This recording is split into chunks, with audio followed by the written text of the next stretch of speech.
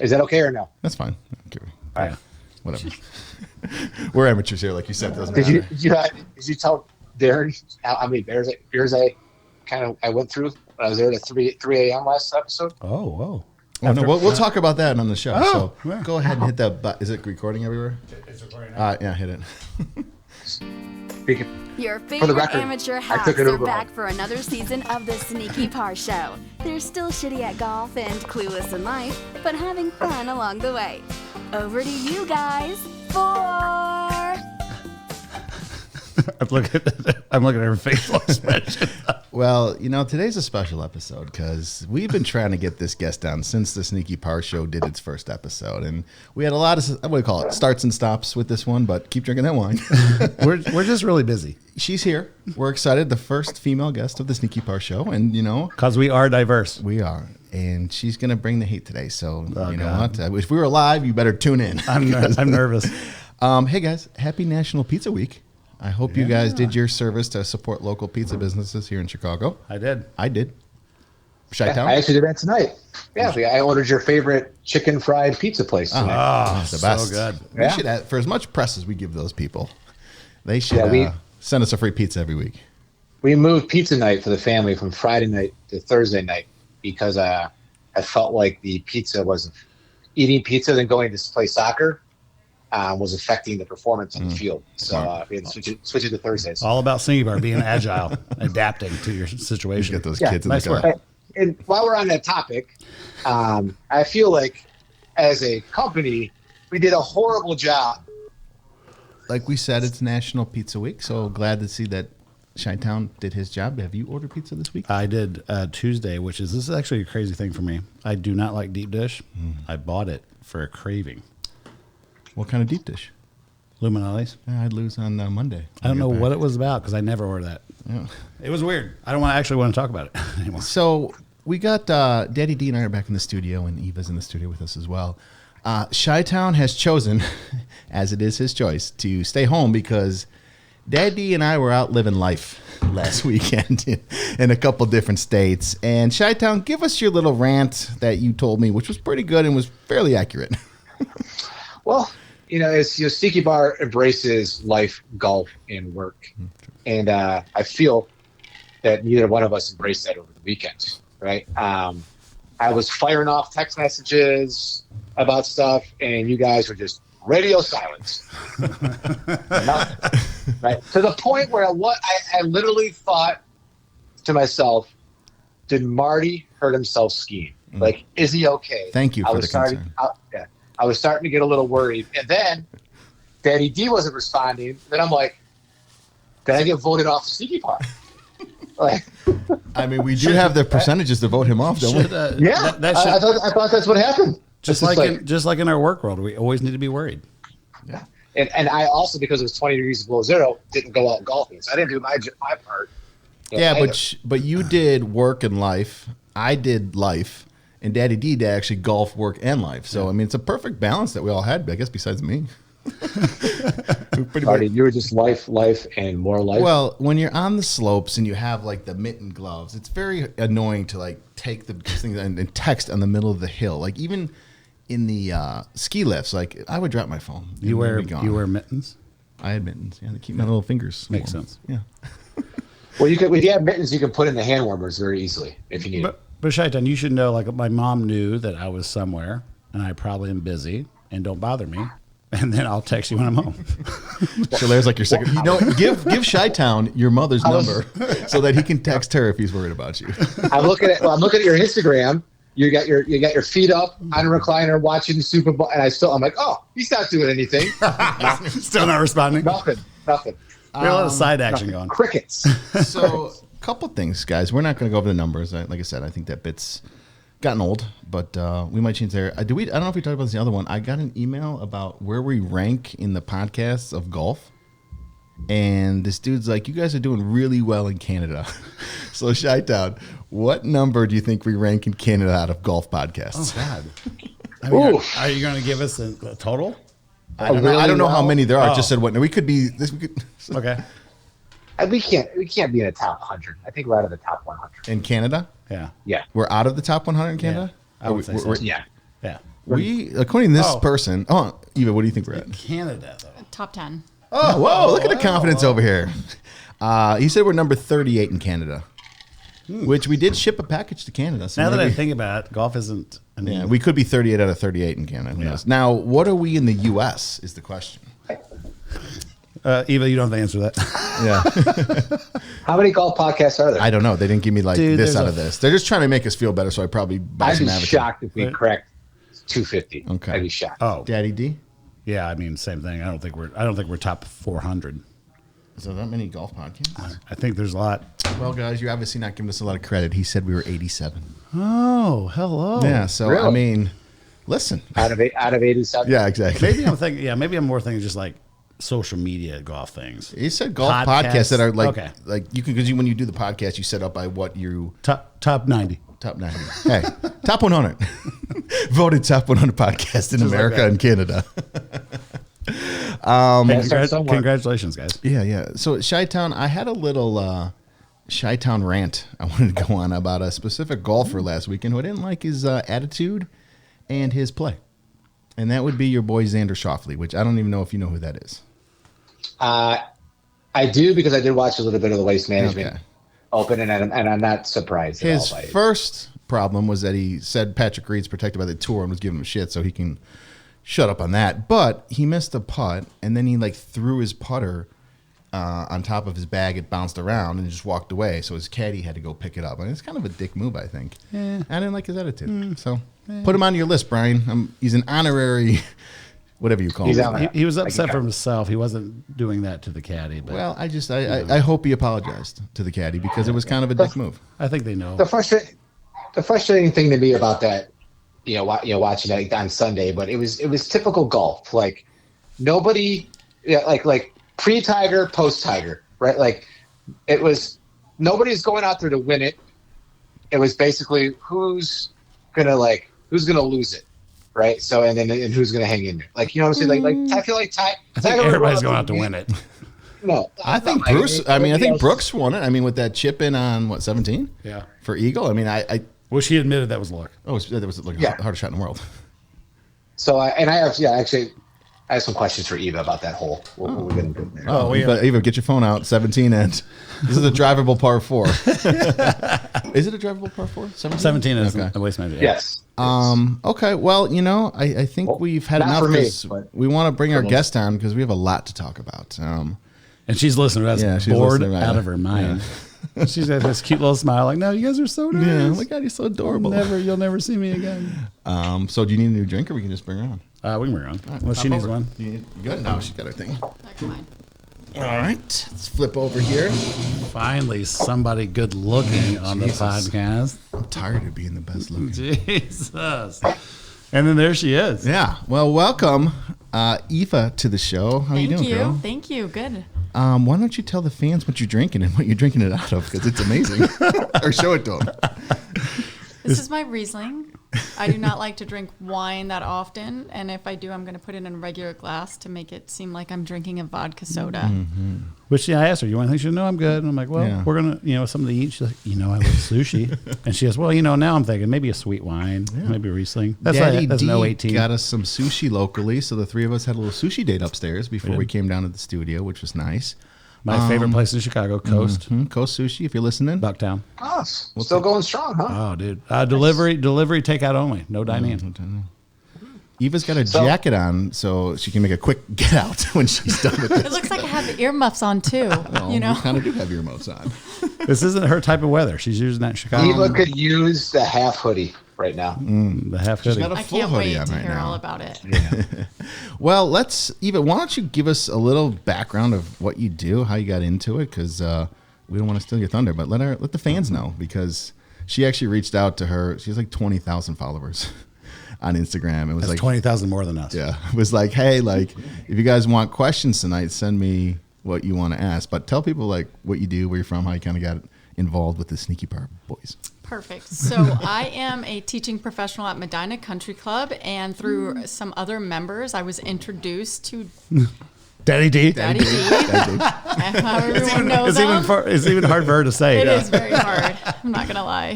Soon it's going to be my boyfriend. But continue.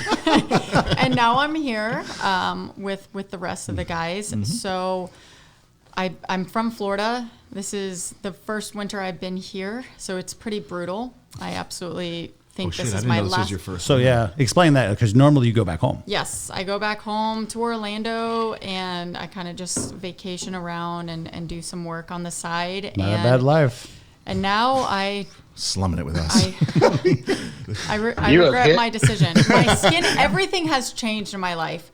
My skin is 10 times worse. My depression, I've never felt this depressed before.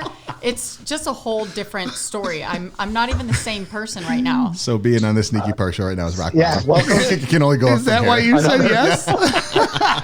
another happy guest of the Sneaky Park show. They just keep coming back for more. It's been a different lifestyle. I've never seen this type of snow, and this is my first time actually driving in snow this whole winter, and I was so nervous. I'm like, I don't know what to do, and members are like, please don't come to the club. Like, hey, we have lessons. Please don't come. We know you don't know how to drive. And I'm just like, oh, is it that bad? And they're like, no, we just don't want anything to happen. And I'm like, okay, well, thank you. Appreciate it. So it's been quite interesting experience. I mean, she was explaining to me like the depression and like this weather sucks for a girl from Florida in the golf industry. And then I'm like, you know what? I understand, and I live here. So it's hard. Yeah. I mean, I understand it because I came back from Arizona. I'm like, this is horrible. And you think about her, never driven in snow. She didn't own a coat. Front-wheel drive car, not four-wheel drive. Yeah, she doesn't have snow boots or winter shoes. So it's unbelievable. So we're getting Sneaky Park winter boots. But I think what is pretty funny, I do smile quite a bit. I don't know if you know what? I lied. It's not smiling. I laugh because the other day I'm fortunate enough to be able to park my car in a garage, but then I went to the gym and everyone's car had icicles. Oh, yeah. And I was like, what The is hell this? is this? Yeah, having a garage is key. What is She showed by. She goes, so where do I park? And I'm like, well, why don't you put your hazards on, come inside, and then we'll go over to Marty's here shortly. And then I think we'll have a parking spot. Eva, do you live in the city? You live out? I'm in the suburbs, yeah. Okay. Yeah. All right. So Eva, tell us how you how did you come from Florida to Chicago, and how did you end up at Medinah? I mean, I think the average golfer in the country knows the name Medinah, which is. But before we get started, maybe if you could introduce Eva and what she does. And you already did that, Brian. Did you not? Did he not listen? I don't think you said she was a teaching pro. Yeah, she did. She First did, thing Brian. she said. Holy shit! Like, I thought it was. What's in your drink? He does. Eva, he does this every episode. He doesn't listen. I don't. He's got so many questions in his head. Oh my! I think it's harder remote. So there's a delay. Right. She did get off track of like why or how you got started. Yeah, go ahead, Eva. Yeah, Floor's yours. We'll shut up. So actually, believe it or not, I didn't start playing golf till I was 15. I played basketball and soccer my whole life. Basketball was my passion. I ended up with a full-ride scholarship to a school in Texas, and then I was like, oh, I can't commit. I have a commitment issue. So Heard that. Yeah. So Daddy D knows all about that. Decided I got a full ride to a junior college. Number one, I hated school. I was that athlete in school where I'm like, oh, if I can get away going to gym classes 6 periods, I'm going to try and do it. So I got a full ride to a junior college. Then I ended up getting recruited to West Texas A&M. And then from there, my coach, I always tried to help out some of the players. And she's like, you know what? You have a really good eye. And I was like, okay, great. And from there, I left. I finished up my master's and then went to PGA National, where I was able to start kind of teaching at Ledbetter's Academy there in the summer times with some junior programs. And I went to Lake Nona, was able to build some programs there and be able to teach. And then I went to McLean's when he was at Doral, did his teaching certification. During this time, though, where Medinah kind of got introduced, my director of golf, he left Isleworth and he was at Medinah and he heard what I did and he's like, hey, we'd like for you to come. And me being a Florida girl, I'm like, I'm never leaving Florida. Never leaving Florida. So for 3 years, he had proposed me a job opportunity and I was like, I'm sorry, I can't. And they wanted a woman professional to be there. So my last couple months at McLean's, when I was finishing things up, I was like, all right, I'm going to go check this out and see what it's about. I went up here, and I've been here since 4 years. You've been here 4 years. Wait, how is it? Oh, because you go back every winter. Until this I'm year. here. Until this year. Yes. Yeah. Well, that's crazy. That's the dream, right? Going back and forth. Like the reason we put up with January and February is for June. June, July, and August in the city is pretty fun. Yeah, but for a woman that's not from here to deal with this, I mean, but I agree. We're used to this. This is normal. Yeah, and what's interesting is she was voted, actually, which is phenomenal. Congratulations. One of the best young instructors in the country. Thank you. Top 100 or by something. Golf Digest or what was you. it? Yeah.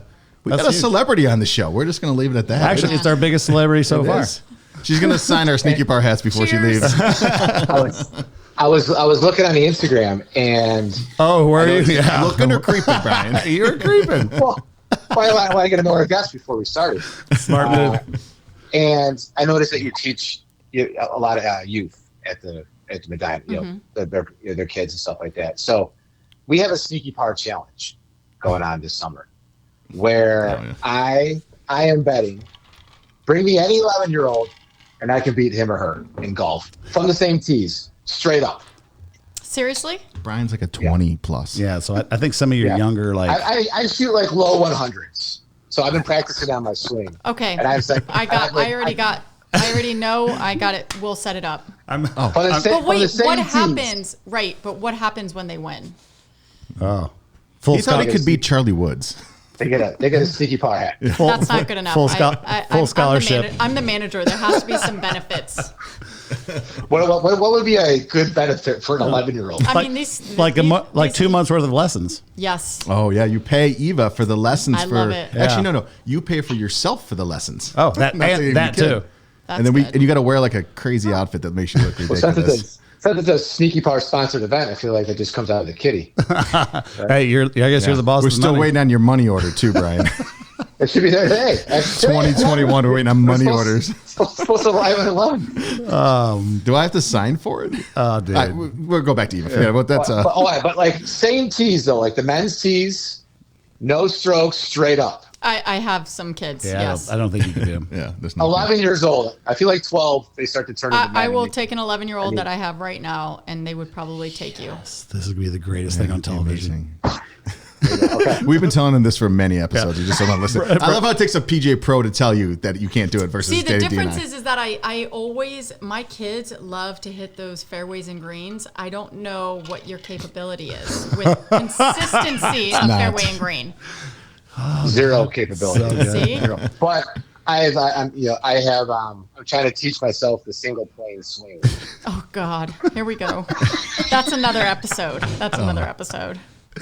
This is gonna be so good. Well, Eva, talk to us too. Like you have a pretty interesting story around like kind of who you're what do they call it? Not like sponsored by, right? You have a bunch of different brands that kind of came to you. So I think you said you ended up now with PXG as your clubs. Yes. But you had a bunch of others. So give us the whole process and kind of like how that all breaks down for a PGA Pro.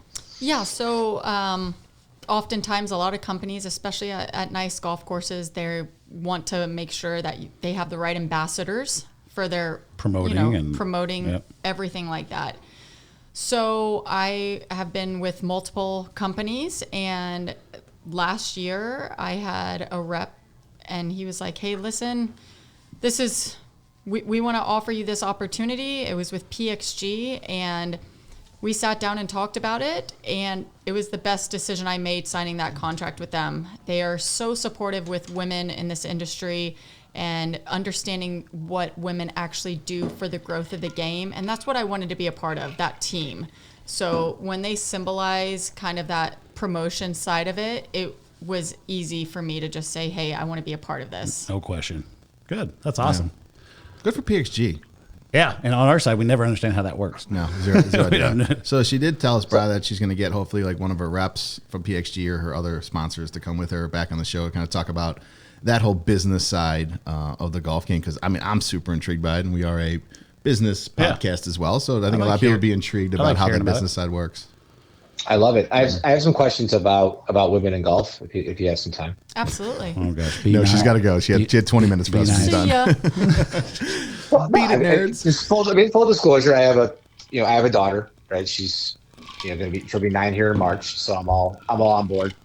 But I just feel that women are getting so good in golf, right? And on the topic of equality, keeping everything equal, they should just golf from the back tees, same tees that the PGA men golf from. LPGA women golf from the same tees that the PGA men do. What are your thoughts? I don't agree with that. There is a difference between testosterone and estrogen. So I don't see men popping out babies. So there is a little bit of a difference with how the hormones work and things like that. So I would never agree with women having to play from that, because if that's the case, then I hope, hey, people that are making more money than me or something like this in my level of this where I am, then why should they be making more money? I mean, I'm not going to worry Brian's about the that. only one that says this. Yeah. We all agree with you. That's what when you kind of brought it up, that's what I'm kind of getting at. Exactly. So the pay, same tees, then basically, if you look at the distances of the LPGA golf room aren't that much less than what the men But are golfing. it is. It's an crushing. it's an easy crushing the course. 1,000. It's an easy 1,000 yards. I mean, Oh, there's most a men big are playing difference. 74, 100 yards, 72, and then the women, the majors are the most yardage for the women. So that's like 70, or that's like 64. So if they're playing anywhere between 62 to 64, and then you add an extra 1,000 yards, I mean, we're not 6 foot tall. We're not 6'1". We don't create that. We're not building that muscle like men are doing. There's a huge difference. You don't have a swing speed like Bryson? No, absolutely not. Impossible. Well, ShiTown can teach you the single point swing to get you there. I'm going to go back to one of the previous podcasts because I brought this up. The LPGA Tour golfed on a course that the PGA Tour golfed on the year before or 2 years before. There was only 400 yards difference between the two. I'm sure that some of those courses. PGA and LPGA. There's only a few hundred yards. Okay, well, difference. I would like to know the leader who won both of those and what the difference was. It's on one of the podcasts. But see, also I want to know how long that course could become, because see, at Medinah we can make our course whatever distance, and we can bring it back even more by building up the tee boxes back further. So for instance, let's say a course is like, hey, we can only come back to this distance for the men, and they host a men's event. That's their distance. And then let's say the women, they're playing it from 64 at that, and then the men are playing it from 68, 69. Yeah, that's only a few hundred yards because that's all it could go back for them. So, and just like how the men don't want it to go longer, the women don't either. It's the same thing. Hey, by the way, the PGA Tour doesn't want it to go longer either. Based on what they're talking about. So I'm just saying, like, it's going to stay the same. If you're going to keep it the same, for the mat, like I still think women are strong enough, tall enough. WNBA women are taller than I am. They have bigger hands than I do, larger wingspan, big adult basketballs. They are more of an athlete than I will ever be. And by the way, I was a phenomenal athlete. Why we just can't understand why you think there's such a big difference. I'm glad he compared himself to a WNBA player. That's what you know what? At least he was being honest with himself. There we go. I just think they absolutely have the strength and athletic ability to. It's not about that. I mean, the only one who's just championing for this is you, Brian. Yeah, you're the only one in the world. No, I mean, you have a girl right here who teaches people that knows. That's what I do. You're not breaking down barriers. You're making a bigger barrier for them because you're almost trying to have them be embarrassed that they're playing for the men's. Until your daughter gets to be the LPGA. Yeah, right. Until your daughter starts playing. Your daughter's going to be on the tour with the LPGA, and she's like, "I'm playing from the back tees." Yeah, it changes everything. My dad told me I deserve. Yeah. Well, it's good to hear that you can start golf at 15 years old. Oh yeah. 15. So you said you played to a 0, which so in any PGA section or event that I play in, I have to play at a 0. Oh, so we didn't do a rapid fire. We changed the name from a friend in Tennessee to swipe left or swipe right. Oh, this is good. But so you're 0. What's your favorite course you've ever played? I would say I'm stuck in between 2. Damn it. That wasn't the question. I know. She has 2 just that amazing. I'm asked this all the time, but I would have to say it's not original. either Kings Barn in Scotland or Queenswood Where's that? in London. Oh, so these are international. All right, favorite places. U.S. course, Eva. All right, favorite course in U.S. Sorry, in Illinois. Number 3. We have extensive European coverage on this podcast. Can I? So you know.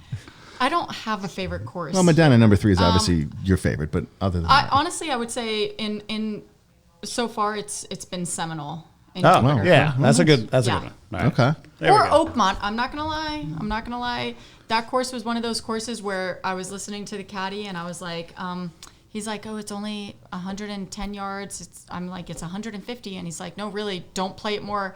And I'm like, forget this. I know what I'm doing. Yeah. And I pound it, and it's past it. And I was like, why didn't you tell me? And he's like, Proved I wrong. just told you. And I'm like, wow. Thank you for admitting it, though. Do you I do. talk? I mean, do Don't guys? Hold on. Do guys like? I mean, you're like taller and the skinny, and like, do guys like when you playing with them and you're playing from their tees? Are they kind of like, who's this girl? And then all of a sudden you start crushing the ball, and they're like, oh shit. She and then probably they start batting. Or how does that all dynamic work with? She plays up in the forward tee, so they don't know us. Oh, Jesus. Come sit here and Yeah, he's not that far away. He's not that far sit there away. and tell me that. Oh, this is so bad. I like this. So basically, most of the time, guys would just say, oh, all right, tee it up. Where are you going to tee it up at? They always ask, where are you teeing it up at? Oh, yeah. Oh, I'm playing for the men's tees. Well, which color? Blah, blah, blah. Most likely, I will usually play from whichever tees they play Oh, from. really? Just yes. Except if it's from the tips, that's just stupid. Yeah. It's very So, dumb. who does that? I got friends that do So that. then they'll be like, they always give you that look, like, really? Yeah. Oh, okay. We gave her the option and she didn't take And it. then you've already watched them because, of course, we have gentlemen on this course, and they're like, "Oh, let me go first." So then I'm sitting there watching them shank balls into the trees and all that, and I'm like, "Okay, great." Piped. Then I just pipe it right down the middle of the fairway, and then they just gotta get in their cart and they don't say anything. Oh, they haven't seen nice shot. And then that's fairways the and end. greens. That's it. Yeah. I love it. That's how that works. She talks with her game. Yeah, absolutely. Now, do you talk trash on the course? Oh yes. sometimes? Okay. As soon as somebody starts, I'm like, I'm taking off with it. But I feel like, somebody made it a big deal. But Yes. Have you played with Daddy D yet? I have not. No. Okay. We haven't Okay. yet. Daddy D pipes the ball too. He does. He hits it long. Depends on the day. I just don't know if he'll be able to handle my trash talk. Wow. I probably can't. I wanna- Actually, just can- playing with you alone would be Here's the thing. nerve-wracking. I will caddy for either you or Daddy Oh, D. this is good. And ShiTown will caddy for one. Why- Me and ShiTown will caddy. Why You're can't two you match. Why can't you double bag it? Well, I can't. I never. No, me and ShiTown will. Yeah, We will do I'll it. We'll caddy. hire a photographer to Okay, perfect. videotape the whole thing, or a Right. videographer, and this will be like the match of the century. Now you got to give Daddy D strokes though. Absolutely. Okay. Yeah, I mean, it's What gotta if you But the lose? whole- So if you lose the Daddy D, what is? I won't because, like I said, he will not be able to handle my trash I don't. talk. Daddy D's good at like zoning people out and not like getting affected Oh. by it. But by women? But here's the thing, like, It would be hard. so when you get, when I'd you be get staring- somebody He might strokes, quit after. I'd be staring at her eyes the entire time. I'll be like, look into my eyes. So when you give somebody strokes, the person that's receiving strokes is already admitting that the other golfer that's giving the better. strokes is a better golfer. Yes. Right. So like that conversation's done. Yeah. So like then it's just like I don't understand like the trash talking like yeah I won with extra strokes and like it just Because we're not, if I play straight up, it's not. not It fun. doesn't make sense. So what's your best? so why can't you just go out and have fun? Like I don't No, hold understand. on. Like, Well, we're having a it's just competition. not- Yeah, it's about making money. It's not a competition though. Eva, what's your best round You're you've ever You're shot? handicapped. Best round, 68. Yeah, she'll be. 68. She would beat me straight up. What? What's your worst round? Yeah. Oh. I mean, well, probably 89. 90? uncarded. That's your No, worst? carded. Carded 89. Yes. 90, yes. Oh, I'll take that all day. I mean, With I- like 43 to 47 putts. Literally, that was my whole entire score. Was I just spent time on the putting green. What's your putter? What? What putter do you use? PXG? Or do you use a Medinah? Well, it wasn't properly fitted. fitted. And Here let's come just the excuses, Daddy D. Let's just say I changed my putting stroke is better now, so now I got a different putter. Just answer the question. I'm not answering the question. It was my putting stroke, not the putter. From some golfer that was maybe like a 9 handicap, how many putting strokes should he have, or she? Well, that's the questions I would be asking: is what is your Like, what's my green and problem? regulations? Like, if you saw my putting and I was doing 45, like my short game is my problem. Yes. I don't know if you would be able to tell. Yeah, you wouldn't be able to tell. I mean, from there, like I would just ask you those questions. So we'd be like, oh, I know where your problem is. Yeah. So how many hazards are you I feel like hitting? I'm doing like 35, 36. That's a lot. That's a lot, right? Yeah. My putting is horrendous. All right. But here's the thing. Like, I feel like mine's like, 20 because it takes me 10 to get to the green, and then I putt it from the fairway onto the green. I get pretty close. I get like a 1 putt or a 2 putt. You're picking up after 8 shots, dude. You're picking up after 8. Yeah. I don't play. That's par plus 2 plus the amount of strokes you get. Yes, And call it done. But this is my challenge with with the PGA stats that's on our website. Like, they're all BS. You can't say like you can't come to me and say, if I gave you how many putting strokes, like that wouldn't tell you really what you have to work out. Once I swing the club, you could be like, all right, we got to work on everything. Yeah, that's interesting. You're not playing in our group. Yeah, I'm sorry, trust me. I can't. Eva, you would can't do murder. it. But I will give him this though. Actually, no, it's for scratch that. Daddy D's gonna play Eva, and then ShiTown because he's a trash talker too. So you two, like, I'll carry Eva's back It on that might one. be the murder suicide that might happen you two. And you're in the same cart too. Here's what I'll do. I'll carry Daddy D's bag, and I'll just talk trash to I kind of like that. I'll get it, Daddy. I'll get in her head. And then boom, and then before But you see, know it, here's the funny part is I think I Game could on. also get into your head Oh, yeah. to get into his. Yeah, she'd play a mind game. She's a female. She That knows. club manipulation that I can do on people is crazy. I just canceled the event. I'm out. Yeah, sorry. I'll give you the I loss. like it. Daddy's You know gonna what's take you to funny- dinner. you know what's instead. funny about that statement is that you think, as a caddy, I would be telling Daddy D what club he's going to use. Yeah, that's true. Like, I'm just carrying the bag. That's it. And remember, the main thing for a caddy is keep up and shut up. So don't say a word. Yeah, there we go. Except when I'm running my mouth. It's a green and Hey, so yeah, who would pay for that on ESPN? Who would watch that? Yeah, I mean, I would watch it. I mean, I don't know. That sounds like an event. I think would we have too, our thing. because it would become a very For us. It would because it Yeah. would become a whisper game. There's that talk has been going on. I feel. Yeah. Yes. The amateur, See, yeah. we won't just be like, hey, talking trash like this. It would be more of like, like, And we're all mic'd up. and and nobody would have any, Yeah. That's Well, interesting. I think we got a match for springtime. Where do you want to do it? Want to do it at Medinah? Want to do it at Ridgemore? Want to do it Let's- at we can't do it. Harborside? We can't do it at the home course. We're doing can't we? Medinah. There's 3 courses there, Brian. It we doesn't can do matter. it. I mean, if you guys want to, I can get us on Augusta. I mean, whatever you guys want. I mean, There's a new putt opening around the corner. We can do it there too. We can do Augusta, or I can get you on Harborside. I guess Augusta's Sticky. fine.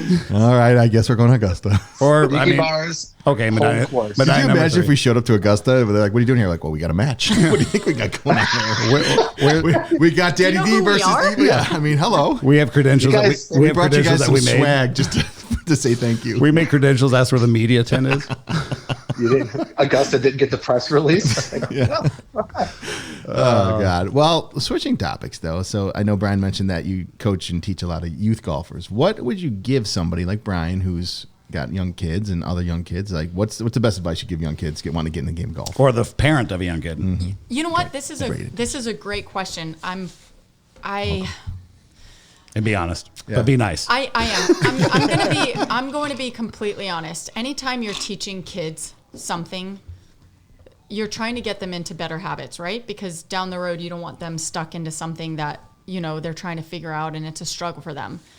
I'm a firm believer, and I know everyone's like, oh, make golf fun. You can make golf fun, but with a disciplinary approach behind it. Oh, yes. that's interesting. Right? So a lot of people are like, oh, they should just be able to do whatever and feel it out and swing. And it has been a debate that I've been in quite a bit with people who teach younger kids.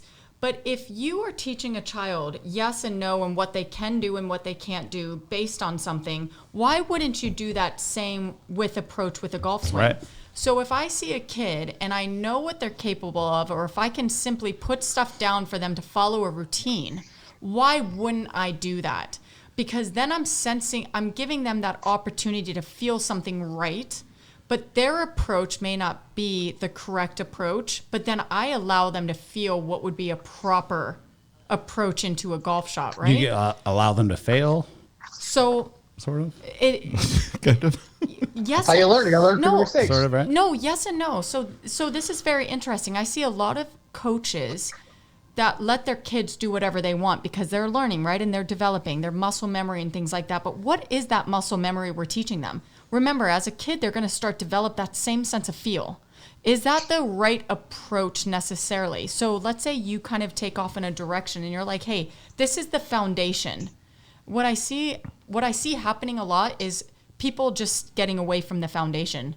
There's no foundation. It's like, let my kid figure it out. But see, your kids don't know. You're there to direct them, right? So from there, I build that foundation for the kids. And then if they want to sense out the feel and stuff like that, that's absolutely fine. But I have a foundation. I help them build that foundation for confidence for them for developing. And that's the different approach. Rather than just saying, oh, swing away. I don't want you to keep swinging away the wrong way. Right. Yep. Because then I'm going to fight that habit 2 years later. Yeah. And you're going to struggle worse. And I think that's probably what differentiates me from other instructors. That's top 100 in the country right there. That's huge right there. That's why you get voted by Golf Digest.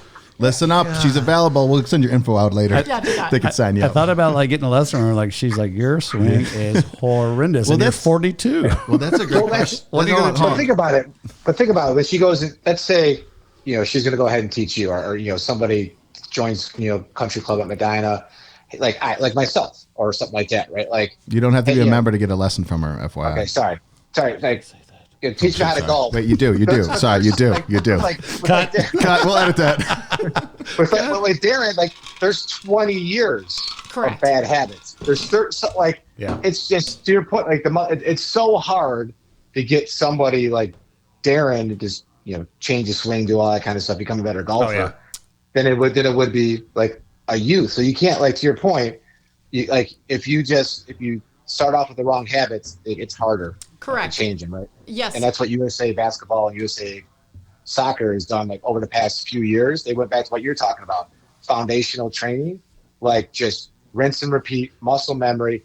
You got to get all that stuff, because then you can go ahead and start building other skills on top of it, and then you start becoming a great golfer, a great player. You're not building this fake confidence. Actually, that's a great point. Do you know what the first move away from the golf ball is called? Takeaway? No. It's obviously not Takeaway? The takeaway. No. Takeaway. Right. Okay. I can almost guarantee that most people who struggle with their golf swing, I'm not going to say I mostly guarantee. It's just Put money on it. I'm just kidding. I'll put money on it. Okay. Yep. Most likely that their first move, that takeaway, has manipulated the rest of their golf swing.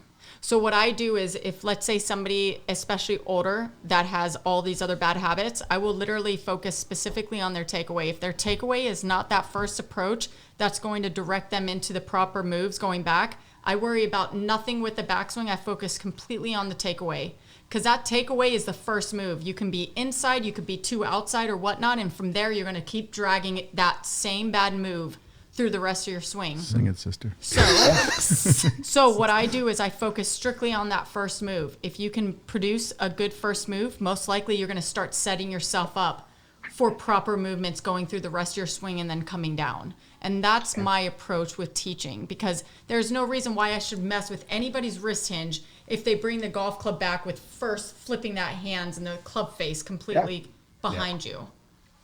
And that's exactly what I do. Like, I play baseball in my life.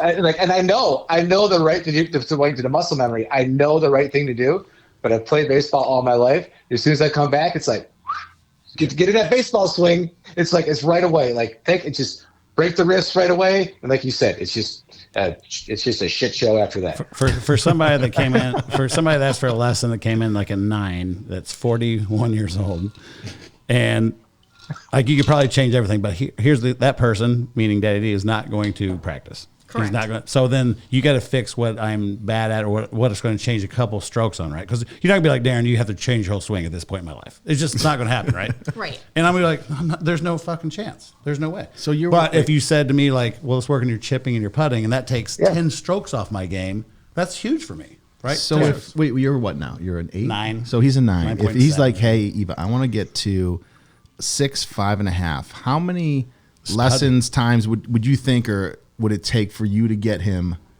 to that number? And I know that's a pretty big drop from a 9 to a 6 or 5, but like, I feel like what would he need to do to get there in your mind? Well, I would drastically look at his short game. Yeah, I would ask 100%. him for his stats. I would I would try to see what his putting percentage is, his green and regulations is, and see how close he truly does. Does he even comprehend the difference between chipping and pitching, which seems to be You're right. something a lot of people struggle with. 100%. So I didn't know there was a difference. There we go. There we go. of course not. That's why. What are you again? He doesn't even have. He's like a. Every now, sometimes I might break 100. That's funny you mentioned that. Yeah, you're right. So that would be my approach, especially with the lower handicappers. You get away because I know they can ball strike. Yeah. The question is what they can do around the green to score. Yeah, that's me. Yeah. I mean, I'm going to be left and right every once in a while, and I'm. You can't, not with me. Yeah, but like when somebody like with a 9, whatever index handicap, whatever you said you were but to really figure out what he needs, so like wouldn't you have to like walk with him for a round? Oh, she could probably figure it out. Like, in 1 or second. could you think you could figure it like? No. I feel like that window is smaller with him than it is me, right? So like I feel like you really have to like look at his. Honestly, I think it depends on the instructors. I had the opportunity to shadow some of the best in the world, and you really learn what to pay attention to. Even when you're talking to a student, asking them questions, you kind of read in between what they're saying because you'll start to see the trends that they're going into, and how they're speaking to you, and you will see where their confidence is starting to be built up, and then where they kind of lack that confidence. So the best instructors are able to see those things, and they're kind of able to put the puzzle pieces together to say, hey, listen, this is his approach, and this is how I have to go about it. I think it differentiates. I mean, I'm not speaking on behalf of everyone, but just through my experiences, you got to adapt to everybody. Everybody's a little bit different. You do. Everyone's going to be different. Will you do an on-course lesson if somebody asks for it? Absolutely. Okay. I love on-course lessons. I've done it before, and we play like 4 holes, and they kind of just walk you through it. It's actually great. You get like 4 hours of pay. No. They usually only do it. I mean, I should go play around with this. Well, Brian even did gift the Sneaky Par guys like 20 free lessons with her at Medinah. So You we're didn't know cool. that? Yeah, you didn't. It's going to be amazing. You're going to be down to like a 15 before this is over. So on your topic of teaching youth muscle memory, not getting any self-confidence, let's say you got this kid who he wants to be a professional golfer when he grows up, all that kind of stuff. He's 11 years old, whatever, 10 years old. Do you put blades in his hand? Oh. You know what? The whole Charlie thing. That it depends. If their parents have already done it, then you don't want to roll with it, right? No. So hopefully you have parents who are really supportive and aren't drilling this into them. I feel like most people that I've played with, if their parents have been that way, they went the opposite direction.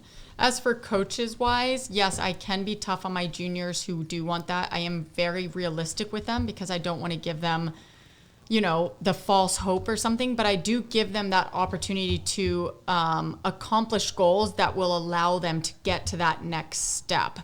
I mean, no, that's a great question because do you get parents that watch you as you coach their kids in a lesson, like to sit behind you? So I played tennis a lot. And there were people get private lessons, and their parents would be over there picking up the balls while they were hitting them, just so they could get the. I mean, you obviously have that people there breathing over your shoulders. So I'm very blessed. I guess I'm very blessed. I do not have that problem. I've never really had parents who stuck around and stayed. I think a lot of it comes down to trusting, not necessarily the coaching, but trusting the individual with their kids. That is also huge because you are dropping them off. Yeah. So where's the lesson at? The lesson's at Medinah. Yeah. Yes. Right? All the parents know who you are. Yes. And then they just leave. Is there anything better than dropping a kid off, going with their buddies, having a few drinks, and coming back? They're like, don't worry, Eva's got these 150 kids. She's fine. Gosh, yeah. I'd be like 2 lessons, 3 lessons in a row. Like, how much time you got, Eva? Can we sign him up for the next one too? Yeah, they give you access to their bank account. Just take out whatever you need. The norm. So when a little kid starts golfing, and say you put a blade in their hand from day one, they don't know the difference. So they're always, so they're always going to be using it, but they might struggle at first. But I just feel like if they started with that from day one, you don't give that. How many players play with blades? To be honest, yeah, there's one. What do you mean? Do I play? No, I play with the JP850s. Right. Not knowing anything, but this is what's great about me being on this podcast is because I am telling you that one of the top 100 PGA coaching, like basically how to teach, right? Which is mildly. This is great. That's why we had her on. She wanted to learn from you, ShiTown. No, you know what? Hey, look, I give my kids. But like, why? Like, why not? Like, I feel like is it hard? Like, there's some. I remember when Nike came out with those they came out with the golf clubs like a long time ago, and basically anywhere you hit the thing, the slingshots is what you're talking about. Yeah, the slingshots, like it pretty much like went straight, right? But Like I don't play with blades. So think about this. I always tell my kids, they always say this. They're like, Coach Eva, I cannot wait to beat you. I'm like, I cannot wait for you to beat me, because that moment you're able to beat me, you are going to make it to the level that you want. And that's what I always tell them. And you did your job. And I'm doing my job. Is basically, it doesn't matter about the clubs. It matters about their mentality. That's the difference. So their mentality, that's what I'm trying to teach these kids. It has nothing to do with what they're playing with. It has to do with what they're doing on the golf course. And they can play well with blades. They can play well with anything. It does not matter about the golf clubs. I can play with blades. Am I going to play as well? Absolutely not. But I can still play with them. But I'm making the decision to play better. Yeah. To play better. And my mentality is coming from like in baseball, when you try to hit, like a lot of times when you're training, when you're playing baseball, like they'll start having you hit like the small plastic golf balls, right? So because it's training the eye, right? It's harder to hit the small ball than it is, than in the baseball when you're training. So I was thinking the same way, like you're almost training your eye when you're using the blades. The swing has to be perfect, and I just felt like that would be a good way to train for kids. It's a great observation. You're wrong again. I mean, it all comes out. It is. You're so wrong. Look, if I can get a kid to set up to an iron correctly each time, I'm on a roll. Oh, there you go. What's their attention span by teaching these kids? Are they into it? As you got like a half an hour and that's it, or what? No, I usually do. So with the little kids, 7 and under, I do 45 minutes, and. Because I feel like you get my attention for a long max time. Yeah. So I love kids. I'm still a child at heart. That's why everyone's like, oh, you should, do you have kids? I'm like, no, but basically your kids are my kids and I got to give them back. I mean, Daddy D's kind of your kid. That's true. That's true.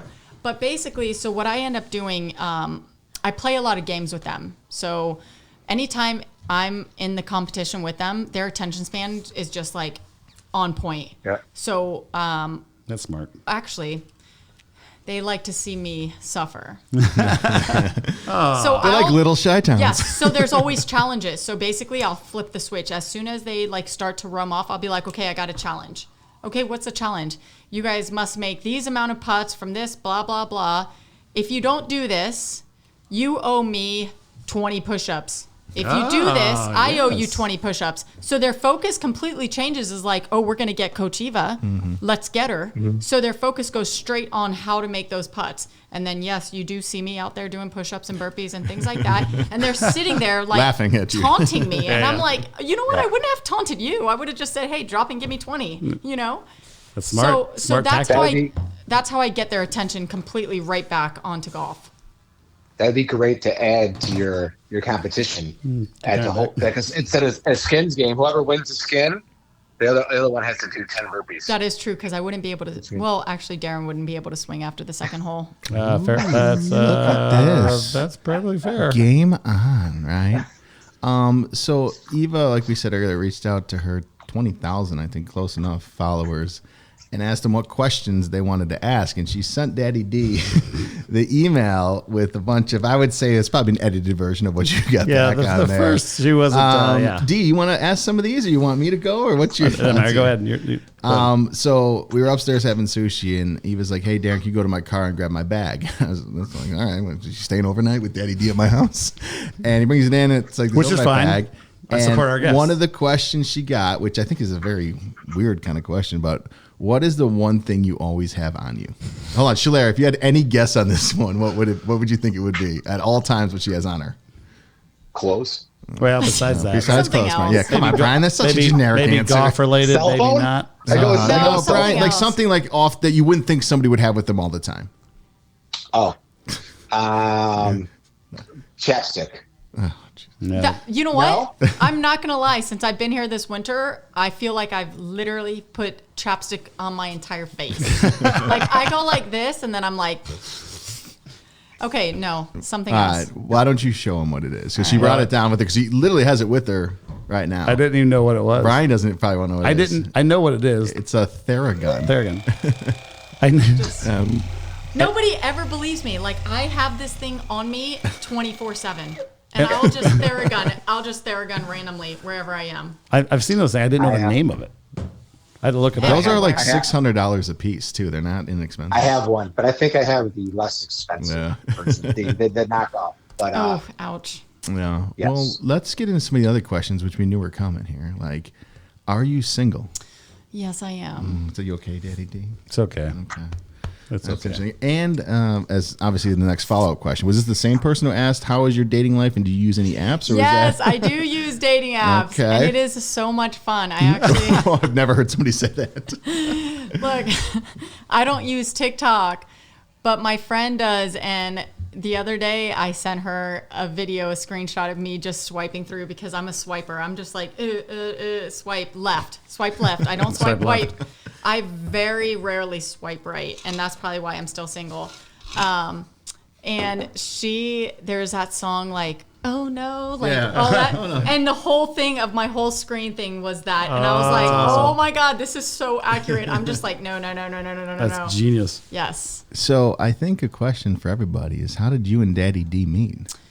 So we met from some members at the club. So Don't you say their names? Yes, you said the first she name. is. So Lindsay, she's one of my best friends now. We're like family, and they knew each other, and from there now. And this guy's part of our band and crew. Yeah. Great Now guy. I'm like Great best guy. friends with everyone. They're like planning our trips together. Marty. Yes. Yes. Marty. Yes. Is Jocko a member there? He's at Olympia. Sorry. So Daddy D comes out on the first date, kind of like he's known you for a while though, right? And then not known you, but like you guys have been talking. Yes. And I heard you guys got margaritas. We did. Tell us about this. Sorry, this is where I at? shine. So I love You shine really hard. I love tequila. I'm a huge tequila drinker. And so we go. I guess everyone knows this story now. it's not even bad. I don't. Let's hear it. Okay, so I'm thinking to myself, shoot, I like tequila. I love Mexican restaurants. I need some tequila. And I like margs. So I was like, hey, can I have a margarita? Skinny marg, of course. Obviously. Brian loves the skinny extra margs. shot of tequila. Extra shot of tequila on the side. She's like, yeah, sure. And he's like, really? Like, and he's like, I gotta drive home. And I'm like, okay, you're fine. Yeah, that's your problem. And so not mine. he's like, actually, I'll do the same thing. And then the few rounds go through, and then he's God like, bless Uber. Yep. So what's the next steps with you two? Is there another date in the future? I mean, I kind of think this is a Hey, date. Lindsay, this is a question for you. When is the wedding date? It's not up to us. It's not up to us. It's up to Lindsay and Rob. Yeah.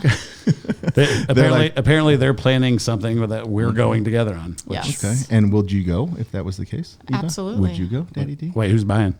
Well, I'm just kidding. Anybody's fine. I don't. It could be just. I do not need a man for any of that. I'm assuming since this is a work thing, Sneaky Part picks it up. Sure. Well, we're turning nice. this into a. I like this. We're turning this into a Just for the matchmaking record- podcast. Just for the record, you can pay for half the bill, but you won't golf from the tips. Oh my! I mean, good kind of fair point, though. That is Okay, fine, I will. Oh, And it's only Love because it. I've been CrossFitting, so I'm getting a bigger booty. So stronger butt in the golf game is power. There you go. aggressive I question. love There we go. great love question, Brian. Great question.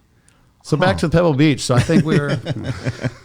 Yeah, Daddy D get a little uncomfortable with the dating I don't conversation, care. but now he doesn't care. That's why we ask. I do have a question on the pregame. Yes. So all right. When you're going to a course, I just happened to go to Chicago Highlands. Oh, Chicago Highlands. Okay. Yeah, well, So- I thought we had a lot so- of golf talk. That's why I want to get into personal stuff. But keep going, Brian, because you're very educated on golf, Eva. So Okay. we're listening. When I watch golf on the weekend, I have a lot of questions. So I come on the podcast. Hopefully, somebody will answer my questions. All right. So it's not going to be either one of you, but so we went to the Highlands, right? There was this hole. Remember that hole, Marty? That basically it fell off in the back. We didn't know that was there, Correct. right? So, when you play a course you're not familiar with, you're going there for the first time. How do you know? We didn't have a caddy, right? But so how do you? Is there a book you can have. Like, how do you know all the little tricks, stuff like that? Asking questions. So, Yeah. Eva, feel free to not answer that question. Because think about it. Think about 17 at the waste management, right? Like, I could picture myself playing that. Sorry, yeah, we My apologize. first shot. Listen, my first You didn't really shot bring was Eva all the way here to wall. ask her if there's a book you can see to like what the hole Well, looks like. but the book doesn't tell you at the Highlands of like, hey, don't Yes, hit it does. here, I'm sure don't there's an go arrow there. going straight It's down. not about where don't hit What's it. the pregame? It's- What's my pregame when I go into a course that I don't know how to play? Like, should I look at? No, you Do shouldn't you have care a because your do you have game a, sucks. Do you have a rangefinder? The PGA is going to be using them Yeah, soon, yeah. so Oh, that's You get a actually fair. rangefinder, I'll be fine. yes, Okay. use a rangefinder. And what you do is you start to scope out like areas. If you see a bunker to the right side, how far is that bunker? How far is this tree? Blah blah blah, and then you'll just go from there. But Eva, that's what the would best you, advice. But what would you You tell? can scope a bunker? Yes. Yes. Stupid I idea. know that. But what would you tell somebody like Brian? Just hit it as close in the middle of the fairway as you can with the lowest club that you're comfortable with, and try to get the lowest score. That is true. And Middle don't of the think green. about it, because you know it doesn't matter for you is what's behind the green. Do you know what? But what doesn't happens? matter. What happens if I end up teaching Brian like 2 or 3 times and then he drops off 10 strokes from his score? Please do. We might even pay for that out of the sneaky par You budget. would be in the top. You would be in the top 25 teachers. If you could get Not top 100, top 25. Nobody's been able to get me below 90. If you like, you'd be in top 25. I swear I- that challenge accepted. I throw a bet out. 2021. I throw a bet out there. Whatever you even can do with your game that you ever beat me at all ever. I got you, Brian. I got you. One of the prerequisites to come on the podcast is you have to be able to beat me in golf. So we get you a pass. Yeah, you barely passed that one, but you're in for it. But those 11-year-olds who want to come on a podcast, we're going to have to legitimately play that round. Oh, that's great. That's great. So what are you doing now? Like now that you're still teaching at Medinah, even though Yes. like an indoor bay or like a Trackman or something? Or what's Yeah, going on indoor facility. We use Trackman there? Okay. and the screens in there. Are you staying busy though, or you got like enough Yeah. people coming through? I am staying busy. This weather is kind of Putting a damper on it. Nobody wants to putting get a out. damper on that, but yes, I have been staying busy with it. Do you like teaching in like indoors on a simulator? I mean, probably not. That's very hard for me, Yeah. being from outdoors and in Florida. Yeah. It's actually not as bad though, and I'll say it may be worse for me than it is for my students. Oh yeah. Because I think so many people focus on the golf ball rather than what their body should be doing in their movements. That's true. And that was something beneficial I learned from McLean's, is that, he'll have somebody hit in a net for 45 minutes and you're paying a lot of money to see him, and it's a body movement, and then you go out and you ball strike amazingly and you see what the ball does, where it's opposite, where everyone focuses on the ball and they don't actually feel anything. So Yeah. I think it's been very beneficial for my students to not focus so much on what the golf ball does and more on what their body should be doing. Which makes sense. Yeah, interesting. So I shouldn't take. Because you can get Trackman on your phone, right? Could I take Trackman to like Diversity Driving Range on my phone, and it would tell me I have trouble seeing the ball. My ball's Well, you'd have to bring the Trackman and you would read it off your phone. Yeah. Do you know how much a use- Trackman costs, Yeah, Brian? I think it's not an app on your Just phone. 25G. You're fine. Put Then it you on can look Sneaky at the Par. app Put on it your on Sneaky phone. Par. it's a whole machine. I thought it was like. It's like the size of it's a box. It's a box. Oh, I thought I could take my cell phone with No. the camera. Yeah, Put the it- box that some of my juniors literally look at and they start tapping it with their clubs, and I look Oh, over and I'm like, "Don't do Jesus. that! Don't do that! You just lost, yeah. What's going on?" All the money you made. That Oh my gosh! Nice. Well, I think we'll end it on 2 questions for you. So one, I reshared what you sent out about Ask You Questions, and one of our listeners, he's like, "Do you mind if I ask one?" I'm like, "Sure." So I thought it was a stupid question, but now when I think about it, I think it's pure genius. And he goes, "Would you rather live the rest of your life with no elbows or no knees?" And I was like, "What a dumb question!" And now I'm thinking about what a Great genius this guy. question. was. Actually, it would be. so bad. Yeah, you got to think about this one. I would probably say knees, I would and too. I'll tell you why. Because I'm known to have. I guess I have a nickname, flamingo legs. so my legs, my calves are like sticks. So basically, there's no benefit of below. You might as well get rid of So them. I might as well get rid of anything below my knees. And get the Posturepedic one. Like, yeah. And then at least my upper body's good. So that would be. That's hilarious. You actually thought about that? Yeah. Like, Now that you say that, I'm like, oh. that's hilarious. You're a Florida girl that played soccer and you don't have calves? No. Just wait till you see me in person. I literally look like a stick. Well, you're doing CrossFit now, so you're gonna. I do like, CrossFit now, so yeah. I better bulk up before I see you. And then I get one of your fans asked, is that what you call them? Fans, as followers. No, Followers. whatever. One piece Stalkers. of advice you learned about teaching that has helped you with your lessons, which I think is a great question. Right before COVID ended up happening in December, not last year, the year before, so in 2019, I was able to spend time with Layered Small at Pebble Beach at the academy there. And this was very interesting. I had to ask him, I said, what is one thing that's become the most beneficial with you for teaching? And he's like, finding out people's intentions. Oh. He goes, because so many people go off track and so do the instructors. And I'm like, okay, what do you mean by that? He goes, why do people come to you? I'm like, well, they give me their problems, but what is their intention with that? And from there was a whole buildup. It was basically, listen, when you're going into a lesson, what happens is both individuals sometimes come off track. So you may say, hey, we're going on here. And then the next thing you know, you're working on their backswing. But realistically, that's not what their intention was there. So what happens is that somebody may come to you and they say, hey, I can't hit my driver. And the next thing you know, you're hitting their wedges. You're working on wedge game. But that wasn't their intention. So really, their whole directness of coming to you, it's not going to be as beneficial because that wasn't their real intent. So what I've done drastically was focus on people's intentions, on what they want from me as an instructor, and making sure that I come back to that intention when they start to wean off of, hey, we're working on this. Now I want to work on this, but something wasn't accomplished. I'll be like, but what was the intention? Yeah. And he said to dramatically use that term, intention, and he always brings that up. And I'm like, you know what? I never thought about that. Smart. Because now you put that responsibility on that student as well. Darren, You what are also your use that in your intentions with dating Coach Eva? But next time you go on a date, I'm sorry, Eva, you should did be you like, say what? get a drink? Hold on. I asked Darren what his intentions were with Coach Eva. That's where I was going. As soon as Eva said intentions. Great minds, Brian. Great minds, you and I. I like it. I like it. You guys are, I had that for the first time you said intentions. I'm like, I know where I this like is how going. you call me Yeah. Coach Eva too. I like that too. you guys are pigs because as soon as she said intentions, I saw Marty laugh. And that was 5 minutes ago.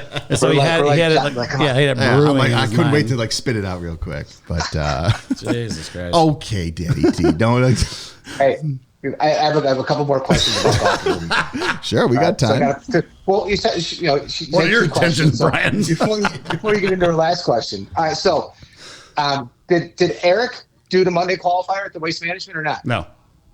Okay. Oh, actually, Did the you see qualifier, I don't know. I wasn't following.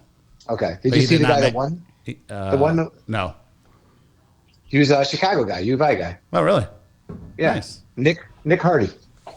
Very He cool. did them all. When it actually finished up, he finished pretty decent too. I made it all the way to Sunday. So I just want to throw a little shout out here from Glenbrook, Illinois. Nice. Very cool. Yeah, we see, should so much- we should have him on the show.